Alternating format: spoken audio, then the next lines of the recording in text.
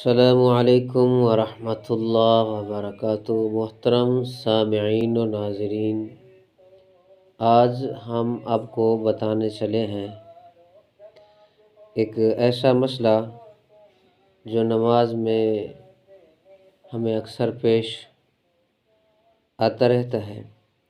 وہ مسئلہ یہ ہے محترم سامعین کہ بعض دفعہ ہم نماز پڑھ رہے ہوتے ہیں اور ہماری کوئی رکعت چھوٹ جاتی ہے، تو پھر ایسا ہوتا ہے کہ امام جب سلام پھیر دیتا ہے تو ہم بھول کر اس کے ساتھ سلام پھیر دیتے ہیں، حالانکہ ہم نے سلام نہیں پھیرنا ہوتا۔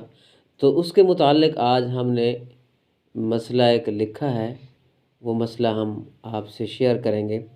وہ مسئلہ یہ ہے کہ ایک ایسا شخص امام کے ساتھ نماز پڑھ رہا ہے جس کی کوئی رکعت چھوٹ گئی ہے، تو جب امام نے سلام پھیرا تو اس مقتدی نے سلام پھیر دیا۔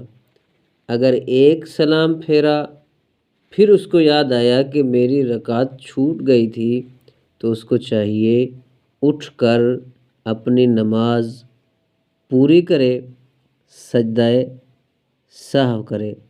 اور اگر دونوں طرف سلام پھیر دیا، اس کو پھر یاد آیا کہ میری رکعت چھوٹ گئی تھی، تو اگر نماز کے منافی کوئی عمل نہیں کیا تو اس کو چاہیے کہ اٹھ کر اپنی نماز پوری کرے اور آخر میں سجدہ سہو کرے۔